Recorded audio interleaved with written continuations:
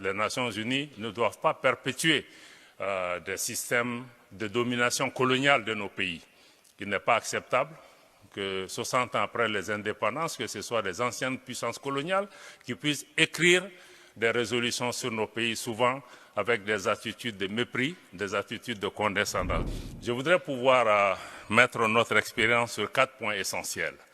Le premier point, c'est encore une fois la nécessité d'avoir des mandats qui sont adaptés à la situation de nos pays. Pour le cas du Mali, il s'agissait essentiellement d'une situation de guerre asymétrique.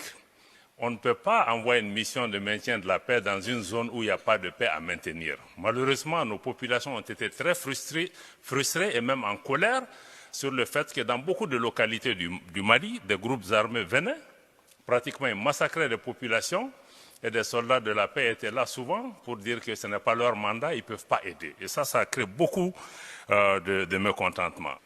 Le deuxième point sur lequel je veux insister, c'est vraiment la nécessité d'une concertation permanente. Je voudrais aussi souligner la nécessité aussi, chaque fois, de pouvoir prendre en compte et de respecter la souveraineté des pays. La mission n'a pas vocation à être éternelle. Il faut travailler pour bâtir les capacités dans le pays pour pouvoir faire le travail.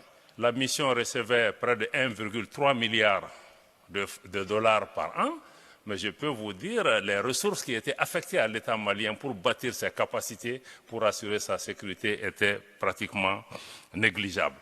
Le quatrième point ou la quatrième leçon qu'on veut en tirer, c'est vraiment nous, on a assisté dans le cadre de la MINUSMA à une instrumentalisation de la question des droits de l'homme et la mission s'est engagée dans la production de rapports biaisés, souvent hostiles, souvent mal orientés et qui ont créé une crise de confiance entre l'État malien et les Nations Unies. Nous pensons que les Nations Unies ne doivent pas perpétuer des systèmes de domination coloniale de nos pays.